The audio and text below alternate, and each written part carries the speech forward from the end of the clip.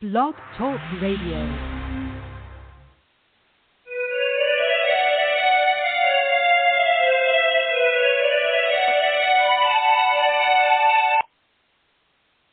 Okay, I don't have enough time for that whole intro because I have one of my favorite humans in the world here with me talking about their book. But before we get to that, welcome to Desperate House Witches. Welcome back, folks.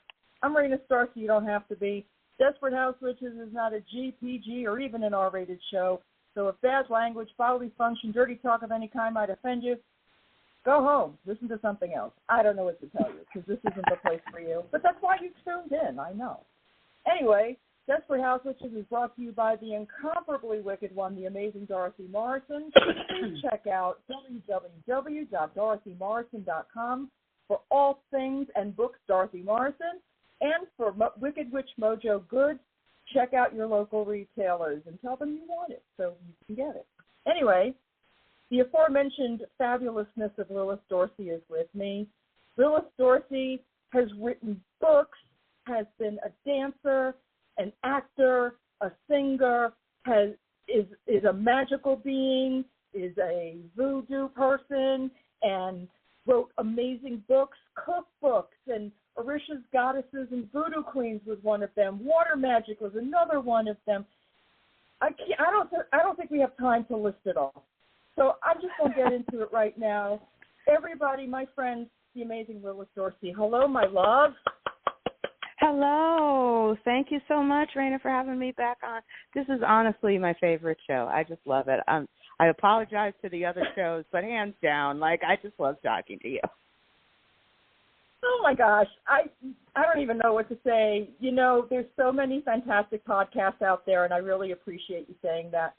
But I think it's because I don't do a regular interview show. I think it's because I just want folks to come and hang out and talk about the things that are on their mind. Yes, talk about your books and your goods and all that, of course. But I'm interested in you as a person. This is my only opportunity to catch up with you, and you've been so kind and patient because Phyllis was previously scheduled, but then my mother had to go and die, which is annoying.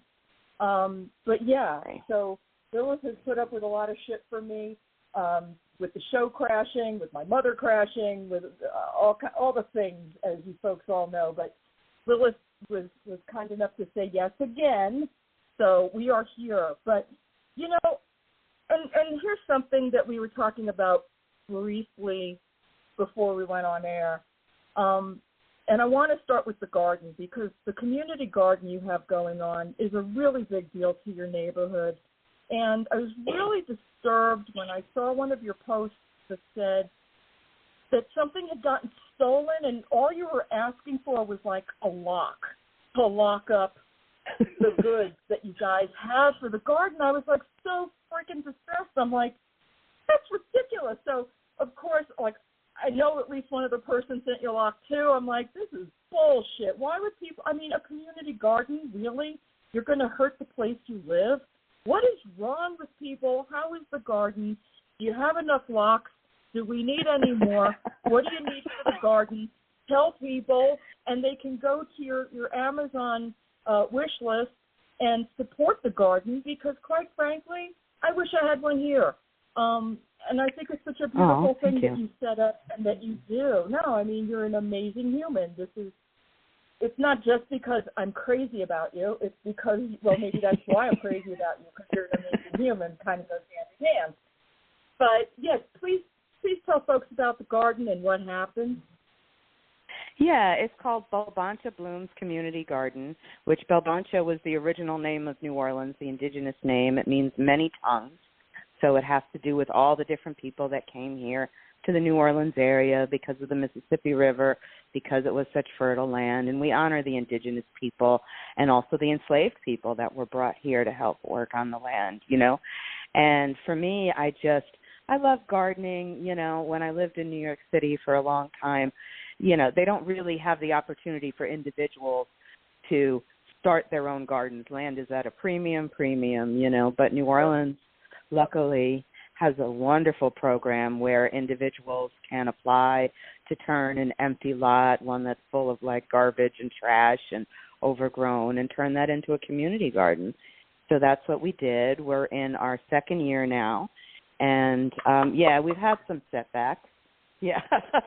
I mean, I expect it. You know, it's a low-income neighborhood. There's a lot of people that are, I don't know, my grandfather used to call them rough trade, but there's a lot of people that are trading in the rough things around here. So I think that first our water barrel got stolen, which is terrible because we don't have any water on the site. I live a few houses down from the garden, so what I have to do is walk over the water, and we've been in a drought. So that sounds ridiculous, but that's what I have to do these days, you know. And just recently somebody had donated, I went out there, somebody gave us a non-electric push mower, you know, so I could mow the grass. And then a different person had given us a compost barrel. So I went out there, someone had stolen them. Luckily I found them hidden a few lots over in the trees, buried with some dirty clothes and stuff on top of it.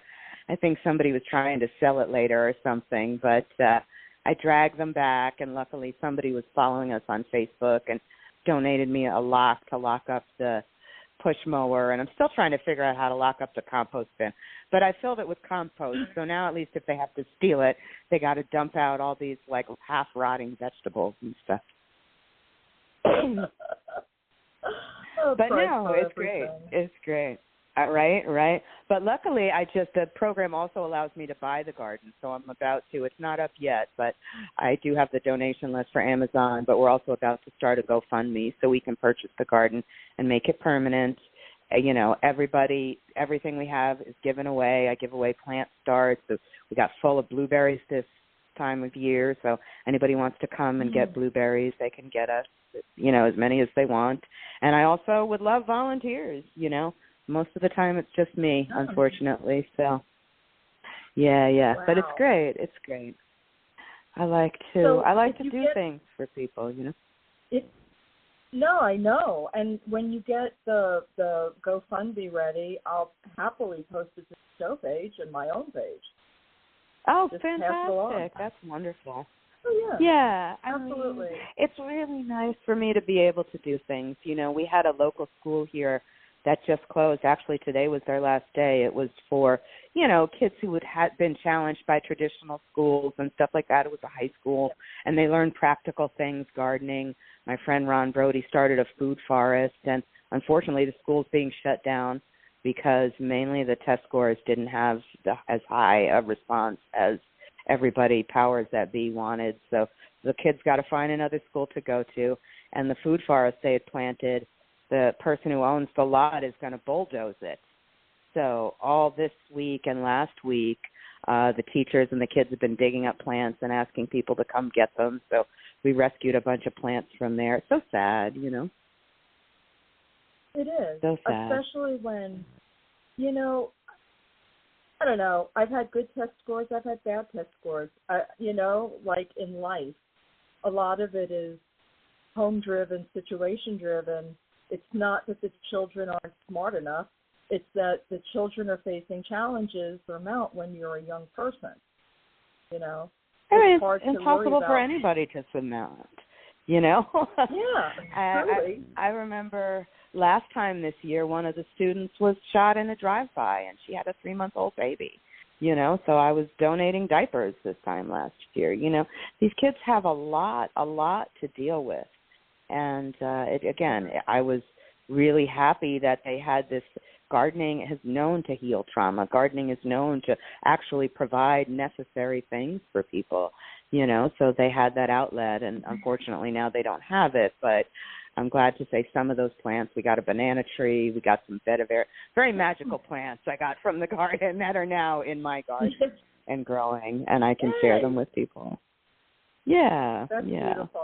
That is so beautiful. It just makes me sad. It's like the more people are hurting, it seems like the more the government wants to take shit from them. And it's like, but these are the folks who need help the most. These people who have so many things coming against them for whatever reason, you know, and not necessarily their fault. Sometimes it is just situational. And it just makes me sad. It's, you know, because, I mean, I was obviously privilege. Straight up say the word. It's white privilege, no problem.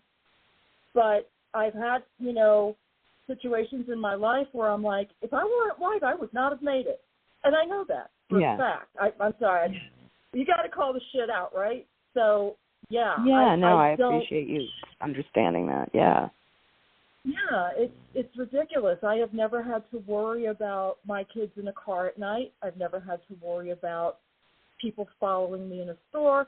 I've never had to worry about the things or even think about the things that a lot of the people I care about have to think about every day, all day, every day. And it's really mind-numbing when you consider how different two worlds can be in the same space. And I really wish people would do more to pay attention outside of themselves to see what's happening. Because I just, I have these conversations at work with my friends, and I'm like, I don't understand. And they're like, babe, it's just the way shit is. It's the way shit's been. It's the way nothing has really changed for a lot of people. And I just, I don't know. I just wish people cared more, paid more attention, talked more about it, would call it out when they see it, do something about it. I mean, and you're out there elevating people in a food desert, and you still and this is one of the things I so love about you.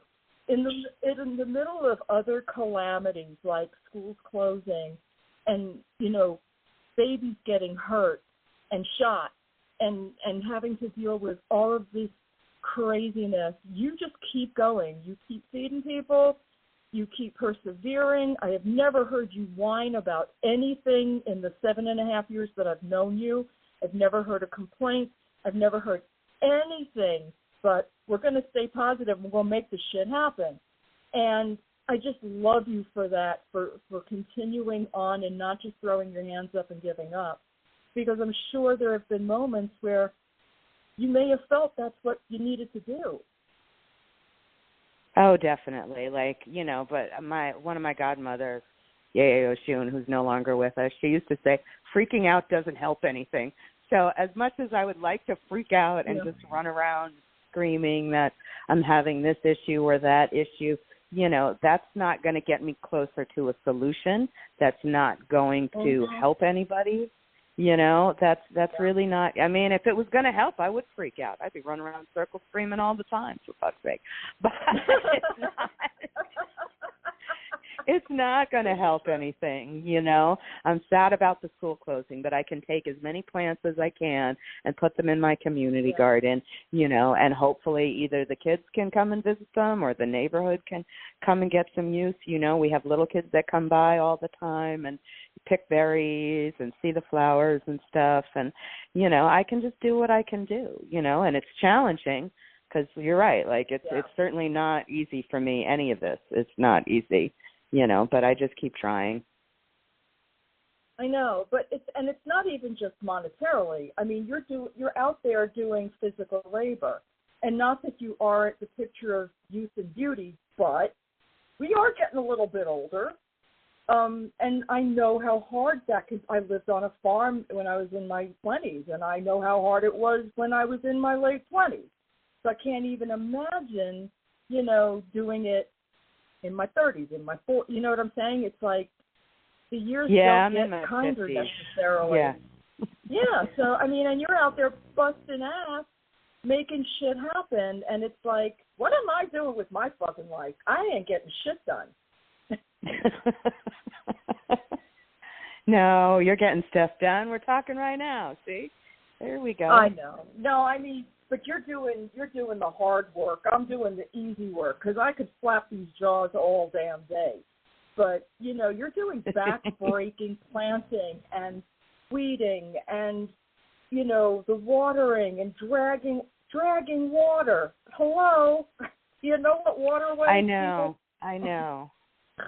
It's so ridiculous that I'm literally carrying water over there. But it's $1,000 to put in a water line, things like that. I had thought I was getting the lot on my side of the street as opposed to across the street. So I couldn't even drag a hose across the street because people would run over it. And then people steal things, But I will say this, since it is this show, I was thinking that the people who stole the stuff were living in this, again, low-income, undesirable housing next to it. And then the next day, I heard a noise. I thought somebody was stealing the compost bin again, and I looked over. It was the coroner's wagon. Now, honestly, I did not light a candle or do any curses or hexes, but I was like, I wonder if that was the person who tried to steal my stuff that's now being carried out in a coroner's bag. Don't mess with Lilith. That's all I have to say. I'm not even kidding. No, because I know you, and no, we're no. I want to stay on your good side because I'm scared of you in the best possible way, in a good way. I mean, it's a respectful way. I think people have such a lack of respect for each other. It's madness. Yes. And it goes across. I mean, I've seen people shit on the boss and shit on each other and just not give a fuck. This has become such a me. I mean, I thought the 70s was the me generation. Oh, no. Totally wrong. This generation with everybody being shut in. I mean, the whole pandemic thing was just like that movie, The Net, with Sandra Bullock from years and years ago. And we thought that shit was so futuristic that you would get your groceries delivered, you would work from your home, you wouldn't have to see people if you didn't want to. And I thought that was just the trippiest thing in the world, and then it happened. And I'm like, fuck you, Gene Roddenberry, for Star Trek and doing all this shit before we knew it was going to happen. I mean, I love it. I do love technology, but we think we've lost a lot of humanness because of it. Because everybody's like, I need it instantly. I need it on the screen. I need this. I need that. And people are just so used to getting every little thing they want the instant they want it. It's like, what you're doing must be such a foreign concept to some of the younger folks, because planting is not an instant gratification situation, No, and there's so much stigma surrounding it. I did a Black Nerd conference last weekend, and the first Black Nerd conference I did back in New York maybe 7-8 years ago, they had a food justice panel, and a lot of the people there were talking about how some of the younger Black kids were saying, I don't want to work the land, that's slave work, that's, and I'm like, wait a minute, this is going to feed you. Yes, this was slave work for a long time, but we're coming into an area where, food is so damn expensive, it's ridiculous. Like, it's tripled almost in the past couple of years, So if you want fresh, healthy food, you're going to have to grow it yourself, and you're going to have to know how. Absolutely. And people do not have the skill. And there's so many skills that people are lacking, which helps me segue into the next thing I want to talk about, because I had mentioned this before we went on the air as well, that I heard you reading poetry at an event just a couple of days ago, and it was like, wow, there is nothing this human can't do. You are truly a Renaissance person, and I want people to understand what I mean by that and to not associate it with gendering, because I'm so sick of that. Because men get everything. And it's like Renaissance man. No, my friend is a Renaissance person, okay? Lilith has done all of the arts. You're a dancer, a singer, a writer. You just, poetry. I didn't know you were doing poetry. I'm like, wow, what can't you do? It's pretty astounding. Oh, thank you. Well, it's funny. I got my new tarot book comes out soon, and we'll talk about that in a minute. But Silver Raven wrote the forward for me. And Silver had said to me last time I saw her, she's like, I just see you performing more. She'd heard me sing. She's like, I just think you're going to be performing more. And it's funny because I really am. I've been performing a lot. I do poetry performances with a local group called Esoterotica, which is sort of erotic poetry slam kind of thing, which is delightful. We did one about tarot a few weeks ago, which was really great. And the thing you saw, someone had asked me to speak in conjunction with a photography exhibit about the Ukraine.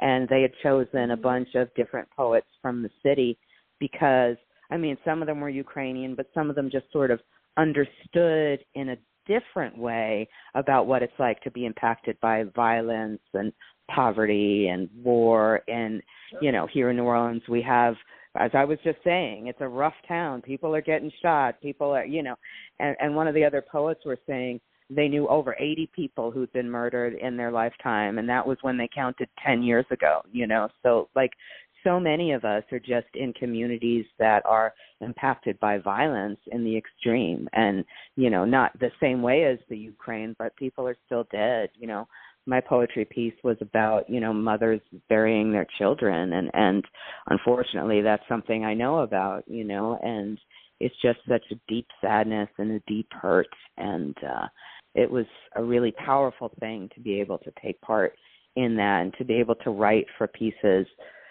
of photography that were so moving and I think really begged for words to go with them. So that was an honor.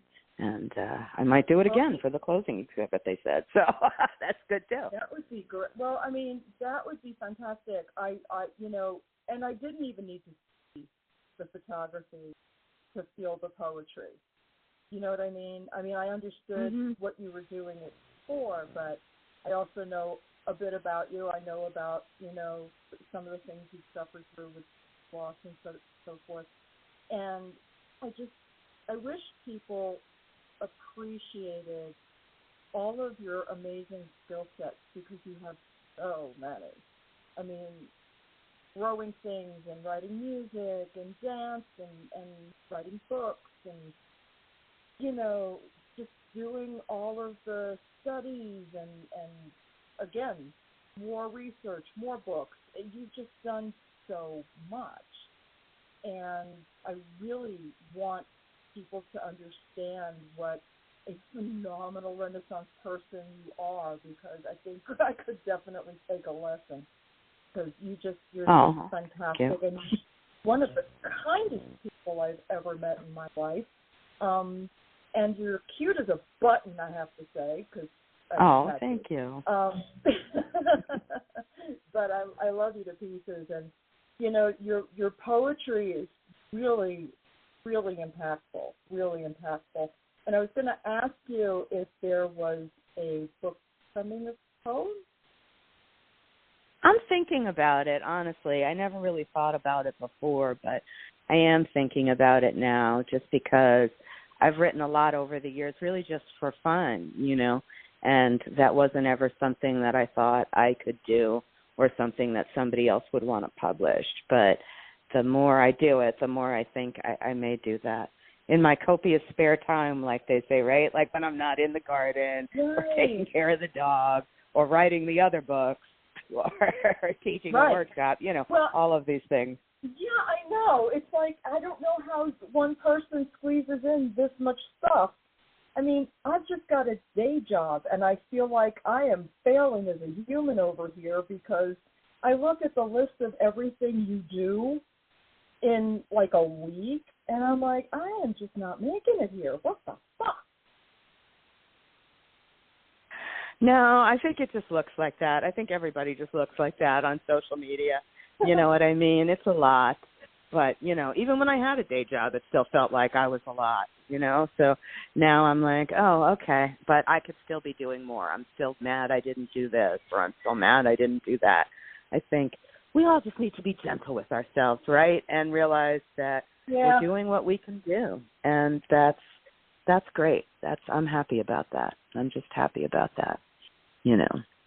I'm glad. Keep scratching. I'm so glad you're there to be. Yeah, you're just such a role model, and I really appreciate everything you are. And I may not speak a lot to you on social media, but that does not mean I'm not watching. Believe I am watching. And you're just phenomenal. But let's give some airtime to Tarot Every Which Way. Let's talk about that for a minute, because we haven't gotten there yet, and it's like almost halfway through the show. Hate it for me. So, Tarot Every Which Way. What is this book about? What am I going to be getting when it comes out? Because it is coming out soon.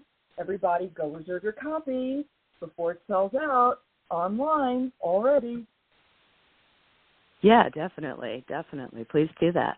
I had this idea years ago for Tarot Every Which Way. You know, I had done a short tarot recipe series on my YouTube channel about different recipes for the major arcana cards, and I was like, this is the kind of thing I could really adapt and expand into Every Which Way, WITCH, right? So if you're a green witch, there's information in there about planting your own tarot garden, or what herbs and flowers and things like that you should use in your spells and potions. Or, you know, maybe you don't have a garden, but you have a window box, or you have something like that where you can, or you're making seed bombs and throwing those around. You know, there's a way that anybody can interact with it if they're a green witch and that's their thing and they want to get closer and more connected to tarot. So it doesn't just have recipes, it doesn't just have plants, it has musical notes for each card, it has meditations for each card, it has pretty much absolutely everything I could think of, crystals, how to set up different crystal grids and different altars and shrines for your cards.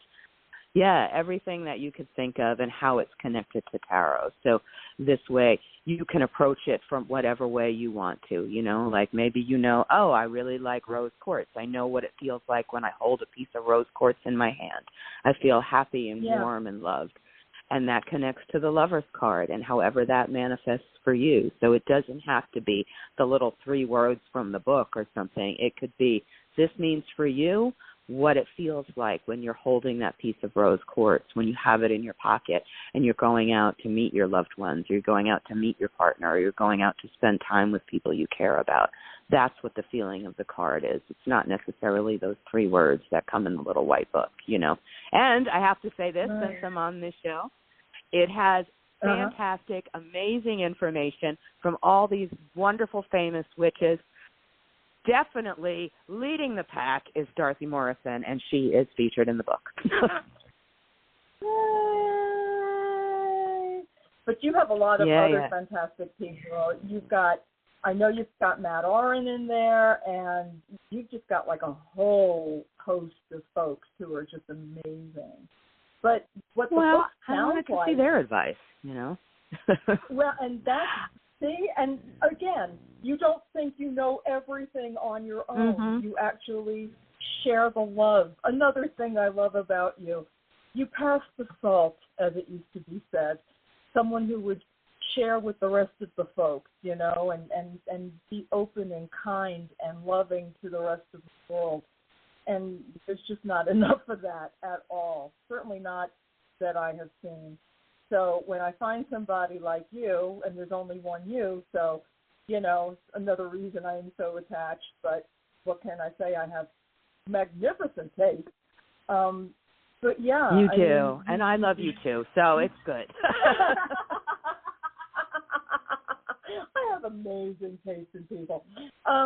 But yeah, I mean, but I wanted to say, this book sounds like it's a whole lot more than just tarot. It almost feels like it's intuitive magic, and you don't even have to read tarot cards to appreciate the book and use the book.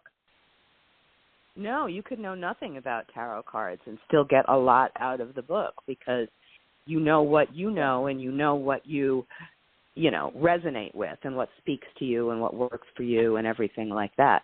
So you can approach it that way, you know, and you can share that with others. That's why I wanted to include recipes. You know, I've got the tarot gardens in there, and my editor said to me, who wants a tarot garden? And I said that. I was judging the spring garden show here in New Orleans, and I said, oh, the new tarot book has tarot gardens in it. And everybody went, what? Like, we want to see that right now. We want to make tarot gardens. So even people who didn't know very much about tarot were really intrigued by this idea of, oh, I want to create a garden for the High Priestess or the Empress, or these other kinds of iconic archetypal figures that are depicted in the cards, and I want to have that around me. So, yeah. It's for everybody. But, you know, you could be reading for 20 years and you're like, oh, well, my thing is crystals. It's not really food, but now I can make a recipe for, you know, our holiday meal or our Sabbath and share that with my family, my friends, and my loved ones and bring that joy and that energy of the card to everybody. And the thing I really like about the way this book is described is that it's more, it allows the person their own interpretation as opposed to being an instruction. It's more of a guide than an instruction manual, whereas there's a lot of instances where people want to tell you, now put this with this and not this with this. You're more along the lines of, listen, you know what feels good to you. If this feels good to you, here are the things that correspond with that. And I love that because everyone, it's not cookie cutter. Rose quartz actually means different things to different people, as I found out and quite befuddled by, because the way I had always been, quote unquote, raised was, it's this, it's always this, it's never anything but this. And then you like get older and you meet more people and there are other ideas out there than the basic Gardnerian stuff I was raised on. And there's a whole world out there, which I find fascinating, even at my old age. But I love that. And I love books that make you feel spoken with as opposed to spoken down to. And I've seen many, many books in my time where I felt like book is boring because it feels like a fucking lecture, and I don't want to be lectured. I want information. No, I hate that. But see? Which is why you're such a great writer, because you don't do that. You're like, here's some ideas. Check this out. And it's very inviting, and your style is just you. It's just perfectly you. Open and, you know, willing to exchange ideas. I find a lot of people don't want to do that anymore, which I get really upset by. And it's not even gatekeeping anymore. It's just people not wanting to fucking move their position. It's not gatekeeping anymore.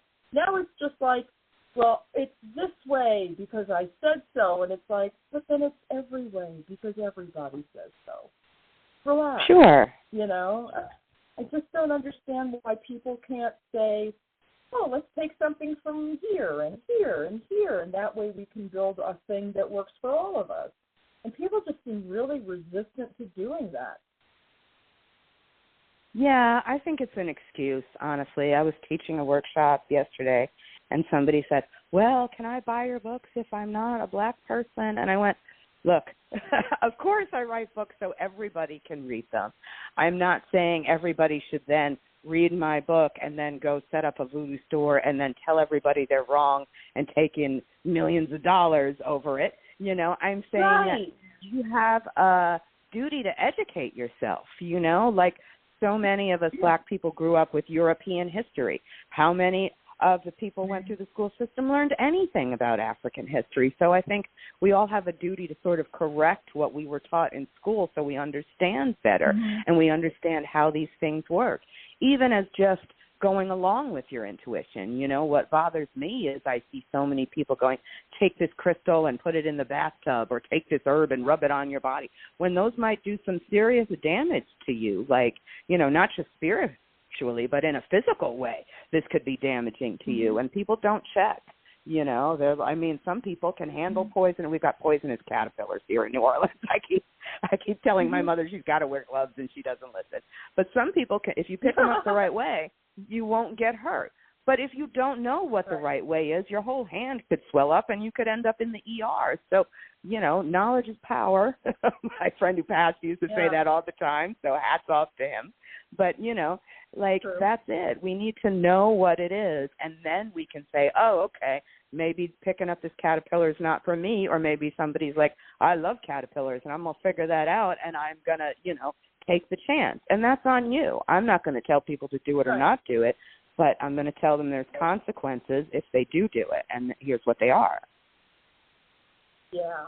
You know, you mentioned a minute ago about consequences, and you mentioned it twice, actually, consequences. And it's like, or not a consequences, excuse me, my apologies, find that the more excuses people use to be assholes, the more people become assholes.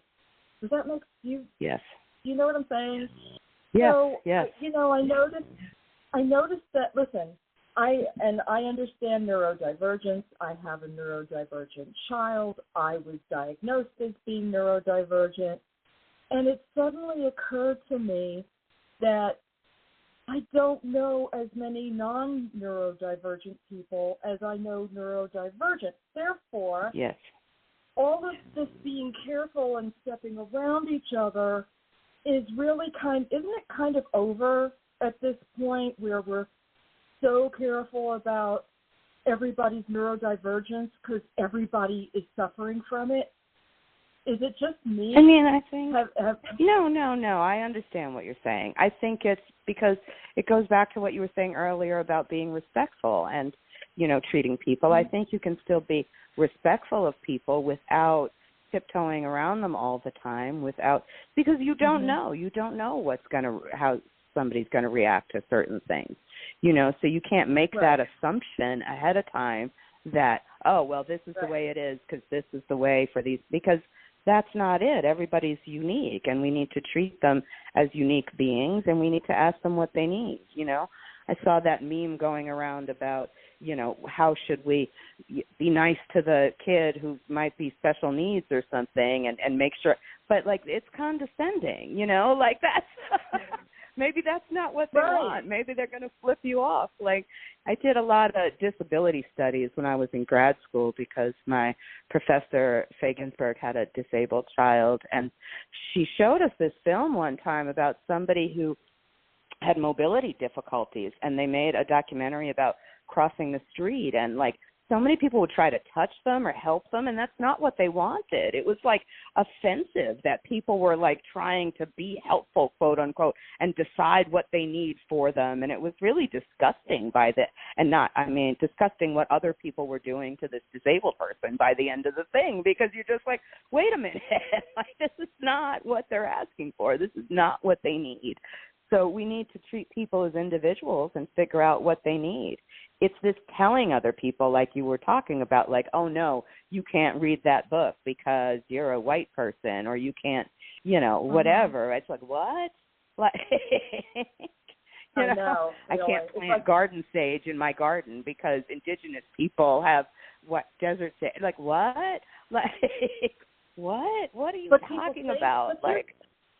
But Lilith, that's the thing. People are saying that to each other, and it's, as long as if you're doing something ironic and to be an asshole, let me give an example. If you want to be ironic and be an asshole, you're going to go to a party and do blackface as your costume, you're fucked up. Yeah. If you're interested in how to braid someone's hair because you think it's beautiful and you would like to learn the appropriate way to do it, I am sure someone will teach you. But it's not like you're asking to do it so you can make money off of it. I think when you steal, it's any kind of stealing. When you steal from someone else's table, yours is going to be empty. That's it. You're going to lose everything on it. So don't steal from other people. But if you can appreciate and love and be kind and just admire without trying to make a buck, I think that's where people's anger comes in, when you're trying to steal from them. And I get mad when people try to steal from me. That makes perfect sense. Yeah, definitely. Whatever it is. You're stealing it, you're profiting from it, all of those things. Yes. Definitely. Yes. But if you're doing it as a sign of appreciation and, you find beauty and you can express that, I don't think people mind. A lot of people are well, I can't burn sage anymore because that's misappropriation. And it's well, where is your heart at on this? What are your thoughts when you're doing this? I think what's going on in someone's head is really important. Now, not to say that people aren't full of shit, but there's got to be some point where we're okay, your reasoning is understandable. I get it. And just let it be. But if you're trying to be a jerk yes, it's going to be called out for it, as it should be, as anybody. Listen, Yes. even innocent mistakes happen. Like I had, and I'm not ashamed to tell this story because someone who cared about me came back to me and said, baby, that's wrong. And I had posted a picture. I thought it was an innocent picture. It wasn't, because I wasn't looking at it through the eyes of somebody who has seen the wrong side of the situation. And I was like, holy shit. I did not see that. I did not think about that. I did not realize that. And I had to thank my friend for so kindly coming to me and not putting me on blast and not calling me out as this horrible person, but who came to me as a friend and said, no, sweetheart, you can't. No, this is wrong. You need to take that down. And I did, and I was apologizing. But she knows me, and she knows my apology was from my heart. And I was sincere about it, because I never want to hurt people. But, I mean, so please, when you see something going wrong, don't immediately attack necessarily. Try having a conversation. Now, if the person's going to be an asshole, that's something else. If a person wants to persistently stay an asshole and not take correction in a kind manner, then they deserve what the fuck they get. And it's not cancel culture. I'm sorry. It's consequence culture, because actions have consequences, whatever they are. You know, it's like, well, you can't cancel so-and-so because they don't want to sell to gay people. I'm not canceling them. I'm choosing with my dollars who I want to support and who I don't want to support.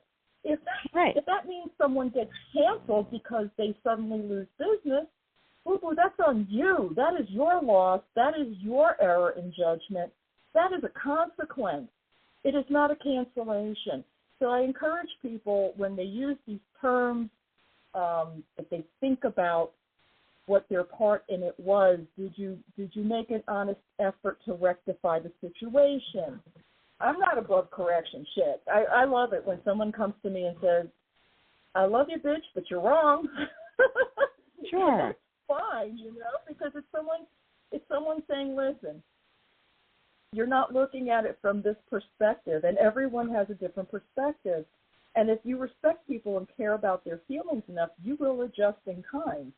But if you're just out here to throw your dick around or whatever it is you're throwing around to be an ass, then you're going to deserve what you get. See, I think that people who try earnestly to do good in the world get good brought back to them. I love the fact that you're still doing this garden. I love the fact that you're still doing poetry. I would love to see you dance. I would love to hear you sing more, please. Thank you. Just putting it out there. But you know what I'm saying? You have all of these wonderful talents, and I think sometimes things get obscured when you're an author. People kind of look at you like, oh, so you're an author, when you're so many other things at the same time. Oh, yeah. I was saying it this morning to a friend of mine that people don't want to process that I do these other things. Like, I mean, I had a minor in plant science in school. Like, so it's not that I just all of a sudden decided that I was going to like plants, yesterday, and now I'm going to judge the garden show. And last year I was garden designer for Jazz Fest. And no, I didn't wake up and be oh so lucky. Like, no, I spent my life dedicated to this.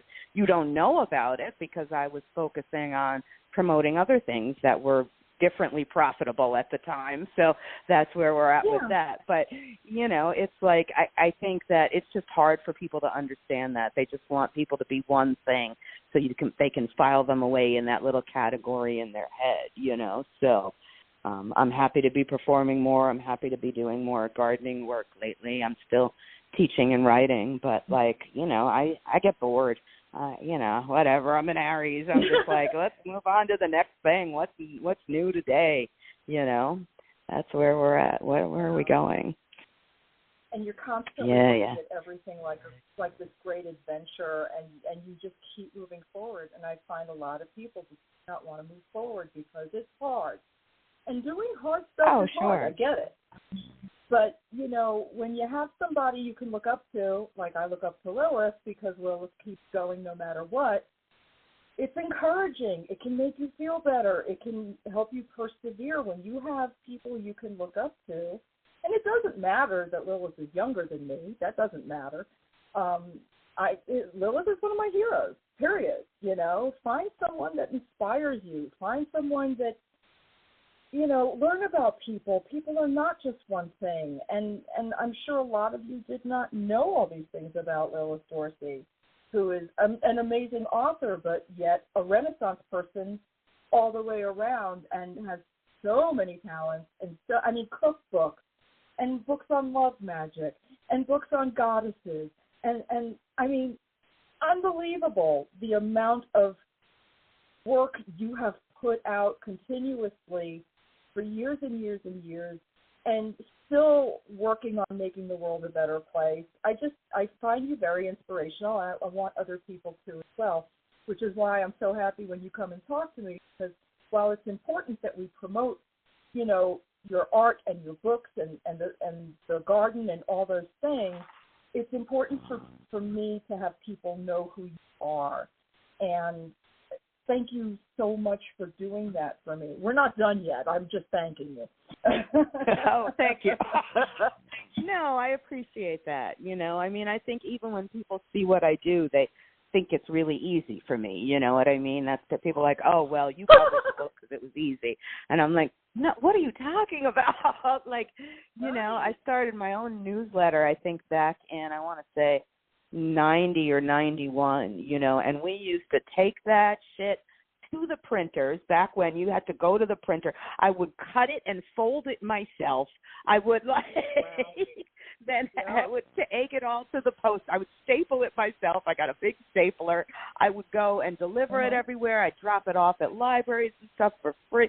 We never made any money. Like, it was really hard, you know, and that was back when there wasn't the audience for witchcraft and voodoo that there is today. But I knew it was important, and I did it, you know, and there were years that I was on food stamps, and there were years that the lights were off, and all of those things, you know. My family's horrible. They'll admit it.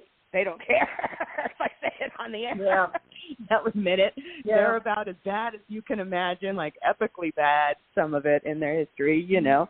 And my own life has not been easy. So, you know, sometimes people come for a reading and they're like, oh, well, you know, I'm so sad because this guy broke up with me and he was shitty and I didn't like him. And I'm like, well, listen to my shitty story. This guy slept with my student and lied about it and like left me while I was pregnant. Like, all of those things happened to me.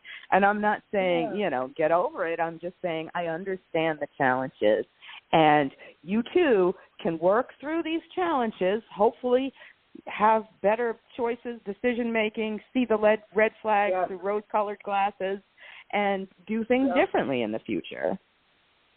You know? Oh, yeah. I mean, you know, my father was a pastor, a fundamentalist preacher, and so was my mother. And talking to my sister, blood sister. Well, and I just found my blood sister in December, and I'm 63. Oh, wow. And she's in her 50s. And it's funny because every time we talk about our father, we both say to each other, next time, make better choices, because he really made some shit choices. And he was not a nice person at all. I mean, he separated us, but that's like such a long fucking story. But, you know, we're so grateful because our whole lives could have been not knowing each other. And even though the hour is late for me in my 60s, it's like, it's the greatest thing that ever happened. It's like, wow, the beginning of my life was shit, but it's going out with a real fucking bang. I'm pretty excited, you know. It's like, so it's like things happen and things continue to happen and you just don't fucking see everything ahead of you. You don't. Because there's some amazing shit out there that's still yet to happen. Before we go, I still want to ask you some other questions. And I want to go there about politics, and I want you to tell folks what you want them to know about this election. I mean, I really I really don't want another Trump presidency. It was so horrible. Like, Louisiana is already going in the toilet, and I see the whole U.S. going in the toilet again if we have Trump. Wait, look at this. I never thought my daughter would be in a world where she didn't have access to abortion. I never thought any of that, you know. It's just atrocious. It's just atrocious. And I certainly don't agree with, killing Palestinian children. And I think it's difficult, but I think for me, I'm going to make the choice to not have Trump be elected again. That's just where I'm at. And I think that I've seen so many people get hung up on different parts of all the story, and I just don't want it to be the way of where we were last time he got elected, because I think that we're already everything, climate change and, inflation and everything is going wacko, but I think that would definitely make things worse. So that's where I am with that politically. Oh, great. Yeah. Thank you. I wanted your opinion out there on the table for folks to hear, because I can't even believe how much support this fucking guy still has while he's on trial. Anyway.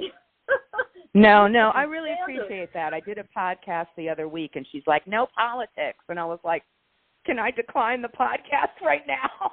Oh, wow. Really? Holy shit. Yeah. You got to be able to. Yeah. No, that's bullshit. Listen, I'm a fan of other podcasts, and it's probably not one that I listen to, because if I felt like that was happening, I would pretty much not ever listen again, because I feel that you have to honor, if you're going to honor someone, honor the whole person. And that's why I'm very selective about who comes on the show. It's not necessarily because we agree, but it's because you're coming from a place of sincerity. And this isn't an interview show. This is a hangout show. We talk about whatever the fuck it is we want to talk about. We promote products, yes, but it's not just about that. I don't sit here with a fucking list of questions for my guests.